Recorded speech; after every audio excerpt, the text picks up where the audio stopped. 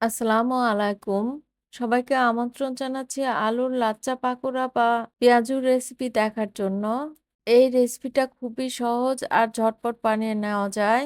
তো চলুন দেখে নিন এর পুরো প্রস্তুত প্রণালী। এখানে আমি প্রায় হাফ কেজির মতো আলু ছিলে নিয়েছি।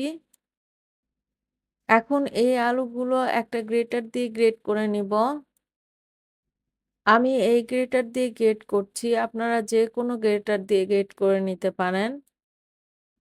আলুগুলো লম্বায় গ্রেট করে নিতে হবে। এতে করে পাকোড়াগুলো দেখতে অনেক সুন্দর লাগবে। আলুগুলো আমি গ্রেট করার আগেই ধুয়ে নিয়েছি। গ্রেট করার পর আর ধুতে হবে না।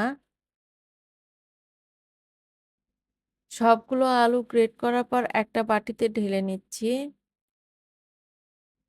এখন এই আলুগুলো কিছু মসলা দিয়ে মাখিয়ে নিব। প্রথমে এর মধ্যে দিয়ে দিচ্ছি 1/4 কাপ কর্নফ্লাওয়ার,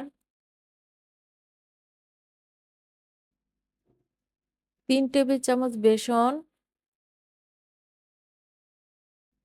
লবণ 1/2 চা চামচ, হলুদ গুঁড়ো ১ চিমটি।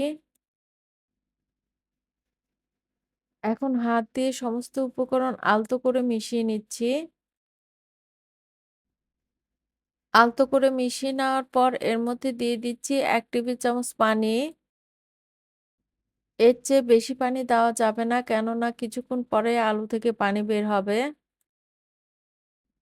খুব সুন্দর করে আলতো করে মিশিয়ে নিয়েছি। এখন এগুলো ভেজে নিব।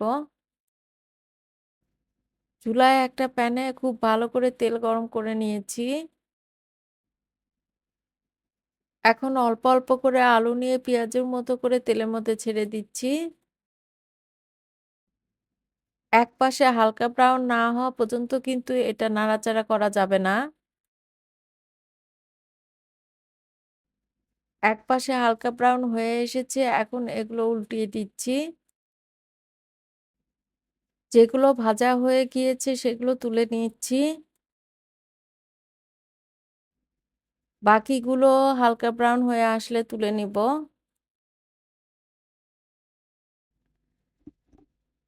আলু মোটামুটি সবার বাসাতেই থাকে। মেহমান আসলে এই পাকোড়াগুলো ঝটপট বানিয়ে নেওয়া যায়।